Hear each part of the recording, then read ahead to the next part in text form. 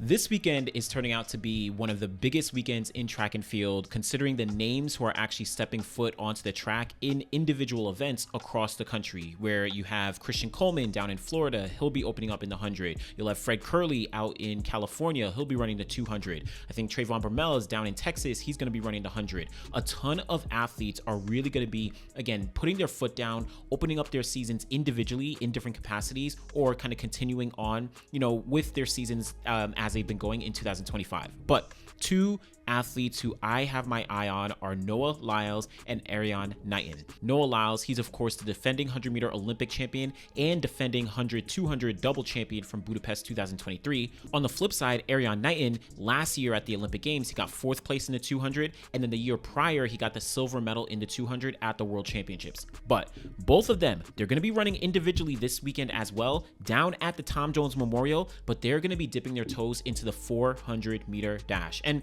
we've already actually seen Erriyon Knighton start off his season outdoors in the 400 and with a 4x1, but Noah Lyles is going to be running the 400 for the first time since 2016. So we're talking about almost a full decade since he has actually run a 400, and we're going to get a chance to see him do it this weekend in Florida. So wanted to kind of break down both Noah Lyles, Erriyon Knighton, and understand why they're making the determination to actually run the 400, and then what impact it might have as it relates to the rest of their season, where both of them will be going at it in the 200, at the World Championships later on this year, but then also Noah will be dipping and diving into that 100. So we'll see what this 400 actually means. So we're going to start off with Noah Lyles. Noah Lyles, the last time he ran a 400 was in 2016 when he was still in high school, and he has a best of 47.04 seconds. So he, relative to other 100, 200 meter sprinters, which we'll talk about a little bit later on, he is significantly slower in the 400. Again, specifically because he has not run it since 2016. So we're talking about 9 years at this point, but he has run a ton of 4x4 splits over the past couple years, most notably indoors at the 2024 World Indoor Champs. He split 45.68 seconds. So a very, very commendable split, especially considering it was an indoor race, clearly indicating that he is more than capable of improving that 47.04 personal best that he has outdoors. Now, this is going to be Noah Lyles' season's opener in the 2025 season. Yes, he did run the 60-meter dash indoors at the New Balance Indoor Grand Prix, but he has not raced since then. This will be his first race outdoors and will, set the stage for what's possible going into 2025. He, of course, wants to defend his World Championship title in both the 100 and the 200 in Tokyo later on this summer. So this is going to be the catalyst towards achieving that goal. Now, one thing that is interesting is Noah Lyles posted on Twitter saying that he did do a 400-meter workout a few weeks back, and come to find out, he did it with Alison Dos Santos. So while I was at Grand Slam Track in Kingston, Jamaica, Alison Dos Santos, of course, he's competing. So I asked him what was that workout that he did with Noah Lyles, and this is what he said. Noah Lyles said you all did a workout together in the 400. Can you talk about that? What was the workout? We had 300, 1 minute rest, 100, 10 minute rest, 250, 1 minute rest, 100, and then after that they have like 6 minute rest and 100 and 250. Was a fun workout. So pretty interesting workout, clearly something that's geared towards 400-meter runners. Alison Dos Santos, is in there. Jareem Richards actually said he was doing that workout as well. So we'll see how that does translate into Noah Lyles' 400. Now, of course, he's not a 400-meter runner, so it's not like he's been doing consistent 400-meter workouts. Well, maybe he has, who knows? But I don't know if that's going to translate to him running 43 or whatever it may be. Not all that. I do think that Noah Lyles, based on what we've seen in his 4x4 splits and based on what he's done in the 100 and the 200, I think he's more than capable of running something in the 45-second range, 45 to 46-second range. More than capable. That 47.0, literally all the way from high school. So I'm certain that at this point in his career, he's more than capable of running a 46 at minimum, then if not going to 45, maybe 44. Now, one big thing that, Noah Lyles himself has done is compare himself to Tyson Gay multiple times where, of course, he's training under the same coach, Lance Brahman, who coached Tyson Gay to his world title, to his 9.69, all those accolades that,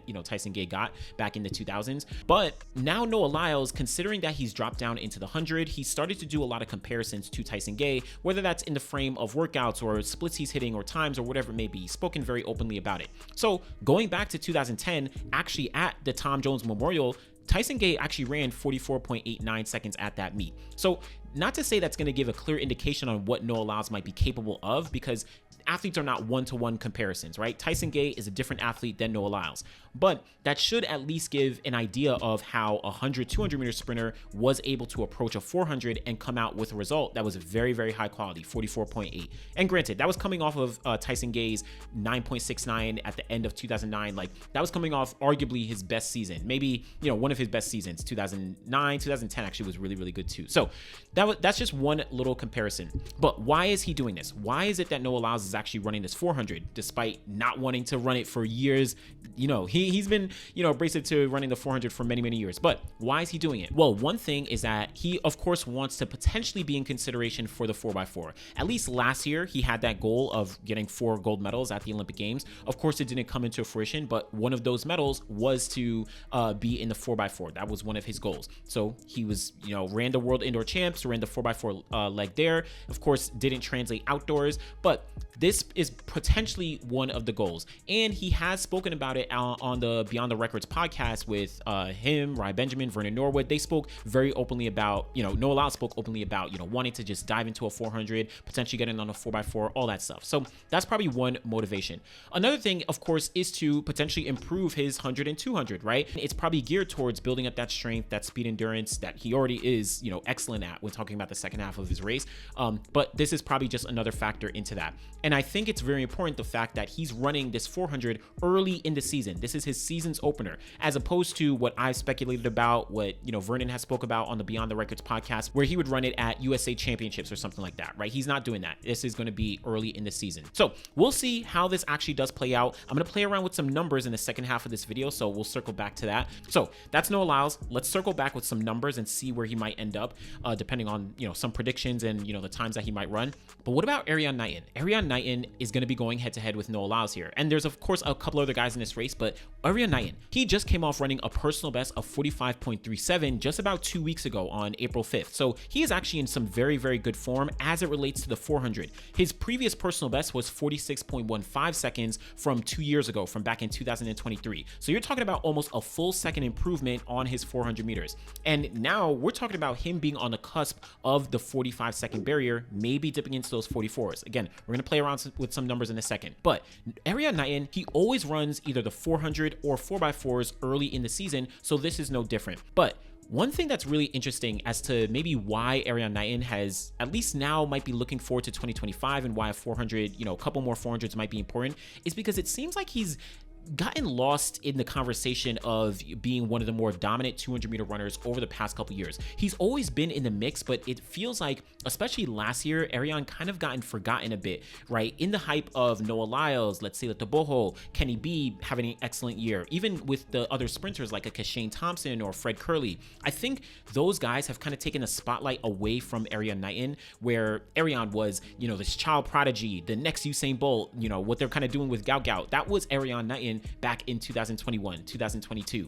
But now, because I think specifically two factors. One, at the top of last year, he did have the, I forget exactly what it was, but the tainted meat issue or the oxtail issue or whatever it may be, which forced him to sit out all the way until US Olympic trials. So that kind of took him away from the spotlight because he wasn't competing.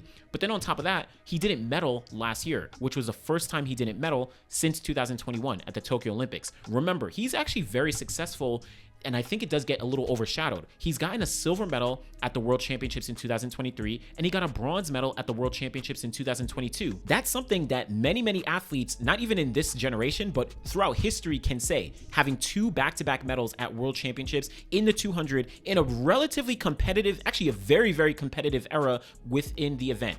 On top of those medals, he also has run, sub 20 seconds multiple times throughout his career. I think he's hitting 26 times under the 20-second barrier. He's run sub 19.90 16 times, and he's run sub 19.80 9 times. So Erriyon Knighton is actually extremely consistent when talking about the 19.8 to 19.7 range. Very, very consistent. But again, I think Letsile, Noah, Kenny, Fred, Kishane, they've kind of like taken a little bit of the spotlight away from Erriyon, and especially in 2024. Now, I think what's going to be big here is Erriyon Knighton could potentially run sub 45 seconds. I don't know if it'll actually happen, but maybe he's going to be using these 400s and these 4x4s that he's been doing to be able to really improve the second half of his race. We know that Erriyon Knighton is actually one of the better curve runners. He's able to execute around the curve, you know, get out, whether it's in front or in the mix. Sometimes, I think for the most part, but I feel like he's a little bit stronger on the curve as opposed to the second half of the race, where guys like a Noah Lyles, like Kenny B, like let's see the Boho, those guys are really strong when talking about the second half of the race. So Erriyon Knighton running these 400s maybe really wants to make sure that his full race is getting a lot more complete. He's getting a lot more stronger, having a lot more speed endurance to be able to hold on and potentially get back on the podium, you know, later on in Tokyo. So that's Erriyon Knighton, but what I wanted to actually look at is play around with a few numbers for each of these guys as it relates to the all-time men's 100, 200, 400 combined scoring list. So both of them are pretty, you know, in the mix, right? I have the top 50 here, and you can see that Noah Lyles, he's equal 16 with Rai Benjamin, and then you have Erriyon Knighton, who's number 18, so just ahead of Stephen Gardner, Matthew Bowling, etc., etc. And you can see that Noah Lyles, strong 100 meters, strong 200 meters, and then that 400, that 47.04, not looking too good. Erriyon is kind of flipped a little bit, where 19.49, very strong. 45.37, relative to his peers, he actually is doing pretty well, because you could see most people have run 45, 44. You know, there's of course some 43s for the, you know, stronger 400 guys, but, you know, 44, 45. So Erriyon is actually relatively strong or comparable to his peers. But then that 100, 10.04, when you kind of combine things up, it's not doing as well. So that's what I'm looking at. I want to see if we can play around with some of these numbers to see where would these guys rank depending on what performance they would put down this weekend in Tom Jones in the 400. So let's play around with some numbers and take a look at where Noah Lyles and Erriyon Knighton would actually stand if they were to run some potential 400 meter times here. So let's go with 46 seconds flat for Noah Lyles. If we give him that, about a second improvement on his current 400, that would get him to 37.23 points, which would move him all the way up to number 10. So just ahead of Xavier Carter, and then just below Kenny Bednarek. So 37.23, just below Kenny Bednarek. That would get him to number 10 on the combined scoring list. But let's go a little bit further. What if we were to give him a 45-second flat performance this weekend? So almost, or literally improving by over 2 seconds, again, from his 47.04. That would get him to a total of 37.91, which would move him actually to equal number 6 all time. Equal with Letsile Teboho, but just ahead of Tyson Gay. That would be a pretty big jump for Noah Lyles if he was to get to 45 seconds flat. Right? Pretty big jump, moving him into the top 10, actually moving him all the way up to equal number 6 with Letsile Teboho. That's a big jump. Big jump. Let's go a little bit further. What if he was to dip under 45 seconds and get to 44.90? 44.90, Noah Lyles, 37.98. That gets him all the way up to number 5 all time, just ahead of Wade Van Niekerk, 37.98. Wade Van Niekerk, 37.93. Now you're talking about an athlete, Wade Van Niekerk, who has gone sub 10, sub 20, and sub 44 seconds. And Noah Lyles, if he was to run 44.90, would slide ahead of him in terms of the combined scoring, because Noah Lyles has that, you know, strong 200 and strong 100. Now, let's take a big jump. 44.50 seconds. 44.50 seconds. If Noah Lyles was not only to dip under the 45-second barrier, but go even further to 44.5, this would net him all the way up a crazy amount of points, 38.26, which would get him all the way up to number 2 all time, just ahead of Fred Curley. If he was to manage a 44.50 personal best in the 400, that would be absolutely insane, but that would get him to number 2 all time, only behind Usain Bolt and just slightly ahead of Fred Curley by 1 single point. So what am I getting at here? Noah Lyles clearly has a lot of upside in terms of his 400 meters this weekend, or in the future in general. Just if he was to be able to improve his 400, that would drastically increase his potential for moving up the all-time combined scoring list here. Like, Noah Lyles has had a lot of untapped potential in that 400. And listen, so this is where it's come from, but this is where we have Noah Lyles. Again, we'll see what he's able to do, but let's take a look at Erriyon Knighton. Now, Erriyon Knighton is actually going to be an interesting case, and I'll run through these really quick. So he's already run 45.37, again, just about 2 weeks ago. Let's give him a slight improvement, 45 flat, right? That's going to get him all the way up to 36.75, which would only move him up to number 11 number 11 all time. So just ahead of Mike Marsh, but just below Xavier Carter. So this would actually be a pretty big jump from number 18 all the way up to number 11 all time. That'd be a pretty big jump by just a slight improvement, 45.37 down to 45 seconds flat. I think that's pretty realistic for someone like Erriyon Knighton. Now, what if he was to make a slight improvement, 44.90? So break that 45-second barrier. That's going to get Erriyon Knighton 3,682 points, and that would actually keep him still at number 11, so just ahead of Mike Marsh and barely behind Xavier Carter still. So no big change, even if he was to break that 45-second barrier. But let's go over 44.70. What would that get Erriyon Knighton? 44.70. So a little bit more improvement, 0.6 of a second. That would get him 3,696 points. Still just below Xavier Carter and just ahead of Mike Marsh, 3,696 points. So still kind of teetering there, but we're getting a little bit closer, right? Just barely behind Xavier Carter's 3,698. But now let's really dip down. 44.50 seconds for Erriyon Knighton. Where would this land him?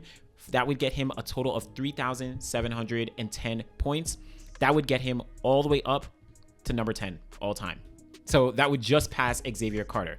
So why is this pretty interesting? Well, the thing with Erriyon Knighton is, like I said before, his 45.37 personal best, it's already relatively in line with some of the other guys who are on this list, where a lot of these guys either have these 44-second runs or these 45 seconds runs. So it's relatively in line already.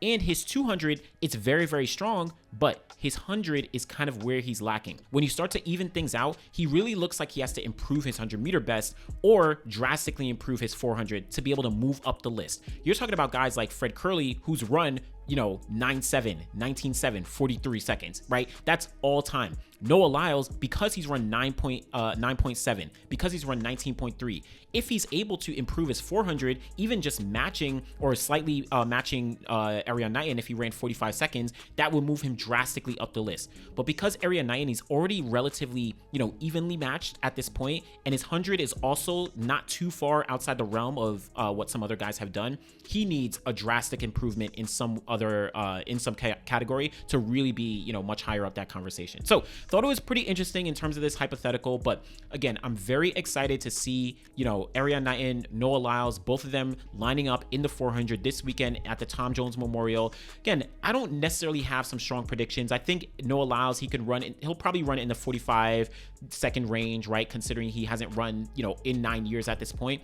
Erriyon Knighton, I could see him slightly improving, maybe getting to 45 flat, maybe even breaking the 45-second barrier, but I'm not 100% sure if that's going to come into fruition. But regardless, I don't know. Let me know what you think about these two guys running the 400, not only about their potential and what times you think they may run, but also what implications might this have for the rest of 2025. Do you think these 400-meter races are truly going to, help improve their 200s, and then in the case of Noah Lyles, his 200 and his 100? Or do you think it's going to be negligible relative to the rest of the field, like guys like Fred Curley or Kenny B, who already are very strong all-around runners? Let me know what you think. Be sure to like the video, subscribe to the channel. Always appreciate y'all. Thanks for watching.